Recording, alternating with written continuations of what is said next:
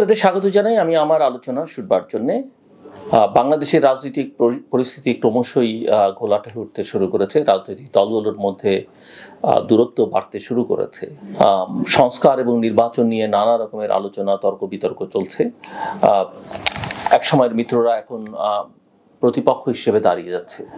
বাংলাদেশের রাজনীতিতে সংস্কার ও নির্বাচন ইস্যুতে রাজনৈতিক দলগুলোর মধ্যে বিভক্তি আমরা বাড়তে লক্ষ্য করছি। বিএনপি এবং তার মিত্র দলগুলো প্রয়োজনীয় সংস্কার পেতে দ্রুত নির্বাচন চায়, প্রয়োজনীয় সংস্কার শেষে। অন্যদিকে জাতীয় নাগরিক পার্টি এনসিপি নির্বাচন পূর্ব পূর্ণাঙ্গ সংস্কারের দাবিতে অনড়। একই সময়ে আওয়ামী লীগের অনুপস্থিতির সুযোগে জামায়াত ইসলামী তাদের রাজনৈতিক অবস্থান সুসংহত করবার চেষ্টা করেছে, তবে তাদের নীতি সব ক্ষেত্রে বিএনপির সঙ্গে মেলে না। এবং রাজনৈতিক যে বিভক্তি বা মতানৈক্য, সেগুলো আসলে কি নিয়ে? নির্বাচনের আগে কতটুকু সংস্কার প্রয়োজন তা নিয়ে বিএনপি এবং জামায়াতের মধ্যে প্রকাশ্য মত পার্থক্য আমরা দেখতে পাচ্ছি। ইসলামী দলগুলো নিজেরাই একটি জোট গঠন করবার চেষ্টা করছে, কিন্তু নীতিগত ও কৌশলগত মতবিরোধের কারণে এখনও সেটা বাস্তবায়ন হয়নি। জামায়াতকে আমরা এই চেষ্টা করতে দেখেছি, বিএনপি আবার তাদেরকে নিউট্রালাইজ করবার চেষ্টা করেছে, সেটা দেখেছি। জাতীয় নাগরিক পার্টি গঠনের বিষয়ে বিএনপি এবং অন্যান্য দলগুলোর মধ্যে সংশয় রয়েছে, যা তাদের মধ্যে আরও অনাস্থার জন্ম দিয়েছে। রাজনৈতিক দলগুলোকে আমরা নানা অবস্থান নিতে দেখছি, নানা কৌশল নিতে দেখছি।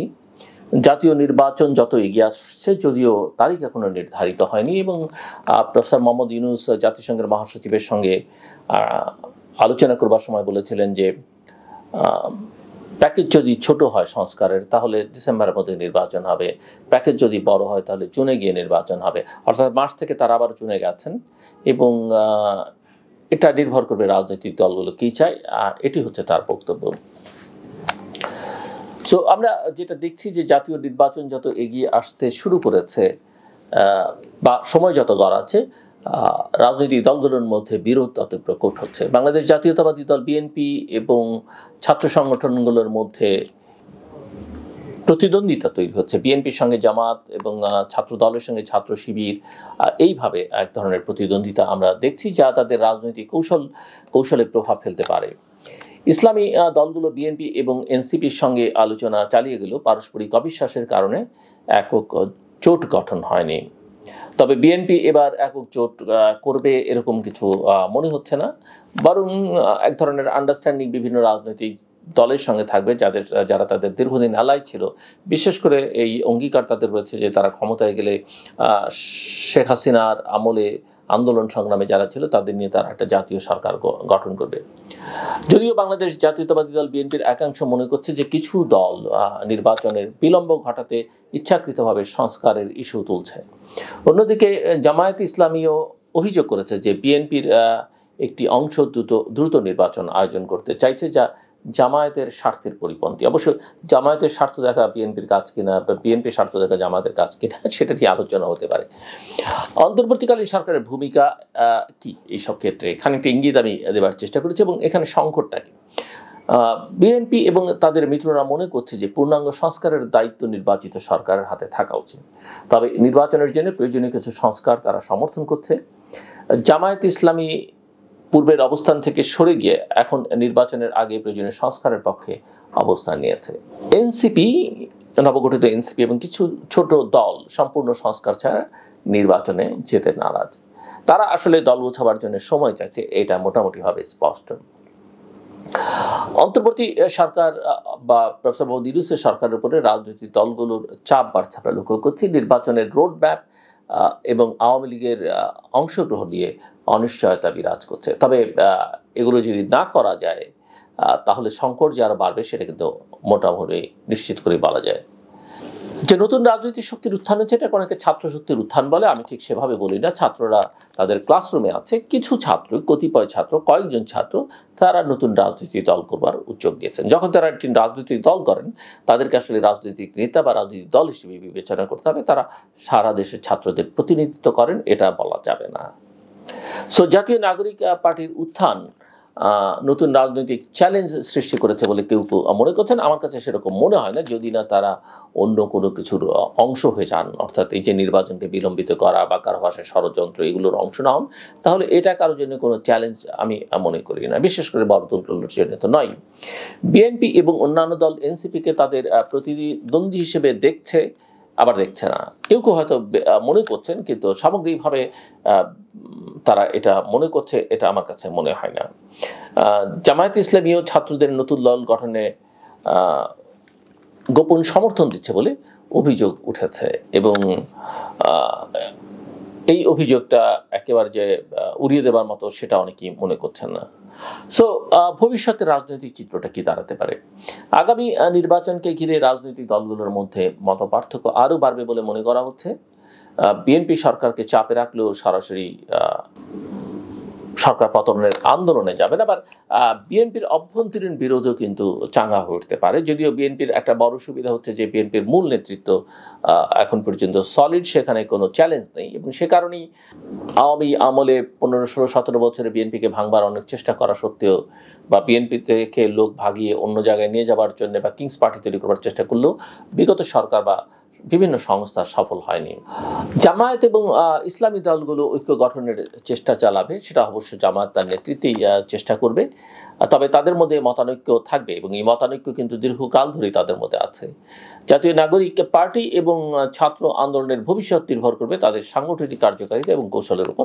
তবে জাতীয় নাগরিক পার্টির সঙ্গে ছাত্রদের ভবিষ্যৎ নির্ভর করে, এটা মনে করবার কোনো কারণ নেই। তবে জাতীয় নাগরিক পার্টি যেটা চেষ্টা করছে, ছোট ছোট বিভিন্ন রাজনৈতিক দলকে তাদের সঙ্গে যুক্ত হবার চেষ্টা করা, ঐক্যবদ্ধ হবার বা জোটবদ্ধ হবার চেষ্টা হয়তো তারা করবে, বা অনেকে তাদের দলে নেবার চেষ্টা করবেন, সেই চেষ্টাটা তাদের মধ্যে আছে। শুধু তাই নয়, এমনকি বিএনপির মতো দলের অনেক নেতাকে তারা টার্গেট করেছেন, যাদেরকে মনে হচ্ছে যে তারা নমিনেশন নাও পেতে পারেন, বা আগামী দিনে যখন নমিনেশন দেওয়ার সময় আসবে তখন যারা পাবে না তাদেরকে হয়তো তারা তাদের সঙ্গে নিয়ে নিতে পারেন, যদি গোয়েন্দা সংস্থাগুলো বা সরকার এই বিষয়ে তাদের সহায়তা করে। তাহলে হয়তো তারা কিছু লোককে পাবেন, আদারওয়াইজ তেমন কোনো সাফল্য তারা পাবেন সেটা আমার কাছে মনে হয় না। সব মিলিয়ে বাংলাদেশের রাজনীতি এক অনিশ্চিত সময় রয়েছে, যেখানে সংস্কার, নির্বাচন এবং রাজনৈতিক পুনর্গঠনের ইস্যুতে মতবিরোধ স্পষ্ট। এর সমাধান নির্ভর করবে রাজনৈতিক দলগুলোর কৌশল এবং আন্তরিকতার উপর। সব মিলিয়ে আমার কাছে যেটা মনে হয় যে বাংলাদেশের সামনে আসলে নির্বাচনের কোনো বিকল্প নেই। সরকার সেই অর্থে পারফর্ম করতে পারছে না, ফাংশন করছে না। যত দ্রুত তারা নির্বাচন দিবেন, দেশের জন্য, তাদের জন্য কল্যাণকর হবে। কিন্তু এই প্রশ্ন উঠবে যে নির্বাচন হলে বিএনপি যদি ক্ষমতায় আসে বা অন্যরা আসে, সব কি আমূল বদলে যাবে? অন্যদের আশাটাকে অনেকেই, আমি যখন বলি যে বিএনপি হয়তো ক্ষমতায় আসবে, তখন অনেকে মনে করেন যে আমার বলা সমীচীন কিনা, কিন্তু আমি বাস্তবতা একজন অ্যানালিস্ট হিসেবে বলি, অন্য কোনো হিসেব নেই। আমি বিএনপি করি না, বিএনপি করবো না, বাস্তবতা হচ্ছে এটা। এখন বিএনপি ধরুন, বিএনপি ক্ষমতায় আসলো বা অন্য কেউ আসলো, দেশ যে অবস্থায় আছে সেই অবস্থায় দেশ চালানো কঠিন, যে কারোর জন্য, বিএনপির জন্য কঠিন হবে, অত্যন্ত কঠিন হবে। কিন্তু একটা সুবিধা হবে যে তখন প্রশাসন, আইন শৃঙ্খলা রক্ষাকারী বাহিনী, নিরাপত্তা বাহিনী সবাই বুঝতে পারবে যে দেশ এমন একটা নেতৃত্বের হাতে আছে যারা আগামী 5 বছর শাসন করবে। এটা এক ধরনের স্থিতাবস্থা দেবে, এক ধরনের কনফিডেন্স দেবে, বিনিয়োগকারীদের কনফিডেন্স দেবে। তারা তাদের মতো হয়তো বিএনপির সঙ্গে ডিল করবার চেষ্টা করবে, আন্ডারস্ট্যান্ডিংয়ে যাওয়ার চেষ্টা করবে, বৈদেশিক বিনিয়োগকারী বা উন্নয়ন সহযোগীদের জন্য একটা আস্থার সম্পর্ক তৈরি করবে। এটা হচ্ছে একটা বড় দিক।